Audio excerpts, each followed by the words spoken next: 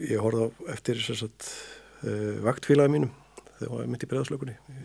Ég var annað ár, svo skildu leiðir, ég fór í rannsókn og hann fór í aðra deild en það var bara 4 árum eftir að eftir ég fór að vinna annars þar að hann fekk nóg, hann stimplaðis út. Það var rosalega sárt því að þetta var alveg dásamleg mannvera sko, góð lögga og það var svona ákveð áfall fyrir mann. Og þessi gegn heili maður sem ég leit upp til, það virtist alltaf að vera með sög fyrir öllu og enda alltaf alla vakt og því að erum við ekki sáttir, gerðum við ekki okkar besta í dag. Hann sagði það til þess að við færum sáttir heim og kemur sáttir í vinna daginn eftir. Þegar svona maður sem metur svona mikil, tekur sitt eigið líf, þá var maður bara fyrir nettu áfalli, þetta. Þú hefur upplifað hann sem svolítið svona solid, svona mann sem að væri vel í þetta starf búinn. Já, og bara marga fjöruna sopið og hjálpaði svo mörgum, bæði kollegum og viðskiptavinum til að fara í meðferð. Þannig að hann bjargaði mörgum mannslífum og þá er maður, akkur gat ég ekki bjarga hans, hlustaðan, heyrt eitthvað, skynja, þannig að í dag bara þá verðum við að fylgjast vel hvert með öðru og 1, 2 og 3 bara tala hlutina, skilur við. En þessi háatíðni, hún á sér stað nefnilega alls þar í kringum okkur í þessu starfi. Þessi starf stétt, þetta verður einhvern veginn eins í Fraklandi, það alltaf bara við og þau. Óverðarlögn þeirra, það ekki til að herra sjálfsvíshlutfall í nokkru stétt í Evrópu en í fransku óverðarlögn. Getur verið allskyns ástæður og ef við erum með eitthvað veikleika fyrir og hafa ekki gert neitt í því, að það bara ágerist og ástandi verði bara verra eða sjúklegra. En það líka þessi kannski uppgjöf á hið góða í manninum, það sem mátt að sjá og vera of lengi að hrærast í bara miður góðum fallegum hlutum. Ljótum málum og það bara, viku eftir viku og ár eftir áskilur. Það getur verið að byrja eitthvað, þín eigin sjálfsmynd byrja að brotna. Það svona áfólk að eiga sér líf fyrir utan þetta starf og hlúa því, líkanlega og andlega. En þetta að menn gefist upp að það getur líka verið að gerist eitthvað í einkalífinu og þeir eru sjálfur búin að koma að svo mörgum svona tilfellum. Þau bara, já, það er best, núna er ég búin að gera upp á baki í þetta sinn. En ekki í boði fyrir lögreglumenn í dag, til dæmis þeir eru að koma að þessum vestu málum, þessum að kannski börn sem eru látin og svona, það ekki boði einhvers konar áfallahjálp eins og við þekkjum? Jú, í dag er það og búið að vera síðustu ár, svona sálgæsla og viðrunafundir.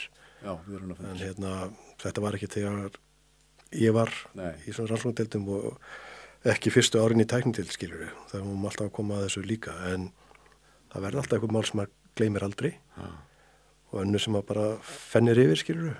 Svo lengi sem maður veit maður gerðist besta, þá er það bara þannig. En það alveg einhver mál sem maður bara sitja á sálinniðinni eða svo má segja? Ég sem þetta verður ekki á neikvæðan hátt, en ég kannski man óþarlega vel eftir þeim, skilur við. Það er kannski bara til margir að ég ennþá mannlegur og ég á að vera í þessu starfi, skilur við, en það var annað að þetta myndi ekki býta neitt á mig. Þá væri það líka ákveðið rautt flagg, sko. Og mér finnst þetta búið að vera mikið álag á lögreglunni, ekki bara tæknideild. Við vissulega sinnum öllu landinu og förum í stærri og erfiðari rannsóknir út all land, en líka þetta á höfuðborgarsvæðinu að mér finnst þetta bara síðan svona 2017, síðustu 7 ár, finnst mér svona þungi málana verða með alltaf meiri og meiri. Gera meiri kröfu til okkar, málin kalla á oft ekki bara vettvangsvinnunni í byrjun heldur að fara aftur, gera eitthvað sértakarannsóknir, jafnvel sviðsetningar og þú ert varla búin að ná utan þetta mál og eitthvað þegar næsta mál kemur. Þú byrjar alltaf einsta hring að skoða, fyrir það fyrsta hver er hinn látni og svo spyr maður sjálfs akkur ég hér núna, við hvað starfaðan, hver í standunum næst, hvar eru þau, hver tilkynnti, hvernig voru aðstæður, eru ummerki með eitthvað, óreglu. Það er gríðarleg vinna hjá nokkrum einstakling sem fer í gang bara að reyna að kortleggja. Allt andlát. Já, andlát. Það er ekki bara við sem erum á vettvangnum sjálfum og fylgja því svo eftir í rétta krufningu. Heldur þá eru aðrir rannsakar að komast á öllu. Fjármálin, vinahóparinn, neyslusaga, og svo framvegis. Þetta er mjög stór pakki. Svo þurfum við að hittast og tala saman hvað þið komið með, gera aðgerðaplan. Það eru 72 klukktímar, eru svo mikilvægir. Fyrstu 3 sólarhringarnir að ná utan með þetta. Að vera að koma í eitthvað heimili, einhvers staðar á höfuðborgarsvæðinu, banka upp á rétt fyrir miðnætti segja ég heiti Ragnar Jónsson, ég er rannsóknarlögreglumaður, má ég koma inn, ég þarf að tala við ykkur. Ég bauð ekki góða kvöldið eða góðan daginn. Því það var það sem ég var að segja og ekkert sérstaklega góða fréttir. Sko. Hvað meinar þá þegar þú varst að tilkynna andlát og slíkt? Já, veist, og þetta lesa upp kveðjubréf eða fara inn á heimilega handtaka eitthvað og það er þessu grunn sem kynferðisbrotið eitthvað slíkt skilur. Þetta verk sem þarf að vinna skilur en þetta getur líka verið harðurskóli og þú þarft svo sannarlega að eiga líf fyrir utan að starf eða allar funkar í þessu lengi í þessum hluta.